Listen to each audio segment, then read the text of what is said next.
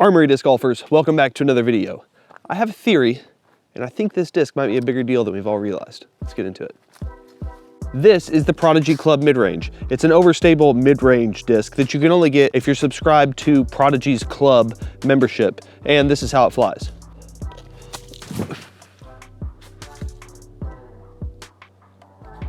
Decently overstable. Just to start off with the obvious, Prodigy Club mid-range is a dumb name for a disc, unless that name is just a placeholder, which it probably is, for its real name. And we have very good reason to believe that that's not the final name for this disc, because Prodigy released an in the bag video a couple weeks ago of Aiden Scott, and he held this puppy up, and when he said its name, they censored it out. Flight numbers of 4403-ish from what I've heard. Oh man, it's stable.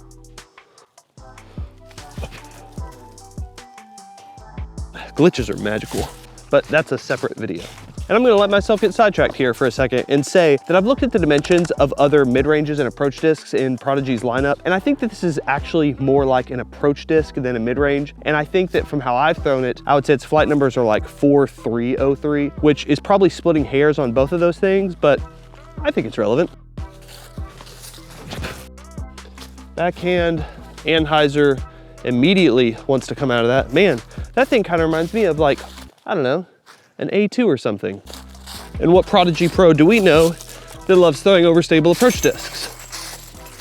Okay, fine, a lot of them like throwing overstable approach discs, but I think you see where I'm going with this. I think that this disc was originally intended to be Gannon's first Collab series disc in the Prodigy lineup. Goodness grief, that thing is overstable. Oh gosh, it's moving. I mean, think about it. Prodigy has had collab series stuff with Kevin Jones and Cale now for a couple years. They have Isaac Robinson's Archive, the first in his series. You gotta think that they would have been working on something with their top line talent, Gannon Buhr, right?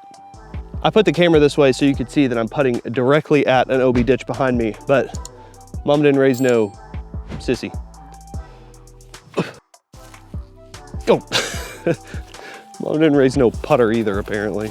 So my theory is Prodigy had been working on this. When everything that happened with Gannon happened at the beginning of the year, they had to shelf it because they obviously can't release a Collab series product if he's just gonna break his contract and leave to another manufacturer. But they had a perfectly good mold just sitting on the shelf, so they decided to push it through their Prodigy Club program, which honestly, if that's what they did, that's genius. Low jump, that might go in. That's fine. I was talking to a buddy about this and he said, but Gannon loves the A2, why would he replace it with the Prodigy Club mid-range? And I'm like, the same reason that Gannon would design the Archive, because it's a slot they really like. They just want to tweak it a little bit. I want to make those. I'm never going to get a Collab series disc if I don't make those 35 footers.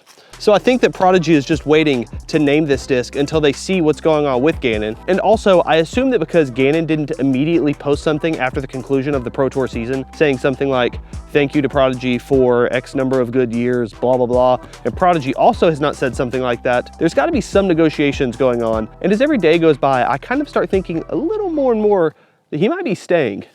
I don't even know if you can see the basket up there, but I'm gonna try to flex this forehand through this wall of trees. Oh, well, that's the angle I wanted. It's just, again, a very stable disc. Drat. And going back to the name thing, because that's important, I don't know what Aiden said in his video, but whatever it was, it sure didn't look like he was saying AX3 or something like that. He was saying a word with multiple syllables. It's like an actual name for a disc. And Prodigy's only discs that have actual names to them are Collab series discs. Stay in front of the tree line. Oh, that'll be really good.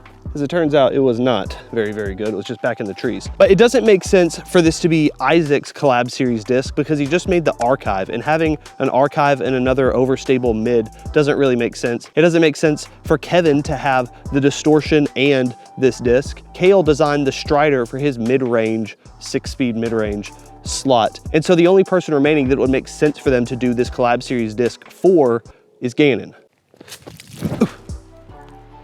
Is it gonna fight out of that? I mean, yeah, Yeah, it will.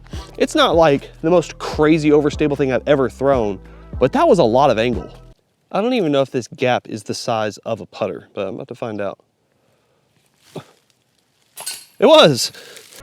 Man, don't get me wrong, I miss watching the Pro Tour, but I love the off-season. I love speculating about who's going where they're gonna throw, watching their new in the bags, and then caring about discs that I've known about but haven't cared about for the last like 3 to 5 years until my favorite pro starts throwing it. I like all of it. Let me know where you think Gannon's gonna go. Let me know if you think this is gonna be his disc, and if it is, what do you think he's gonna name it, or like the naming convention of it is going to be? I wanted this thing to go straight, and I knew to throw it on Anheuser, because if I haven't said this enough, that thing is stable. I actually messaged Gannon asking him about this. I need to check to see if he ever responded to that. Oh, hey. Dude, no way. Dude, look at what he just said.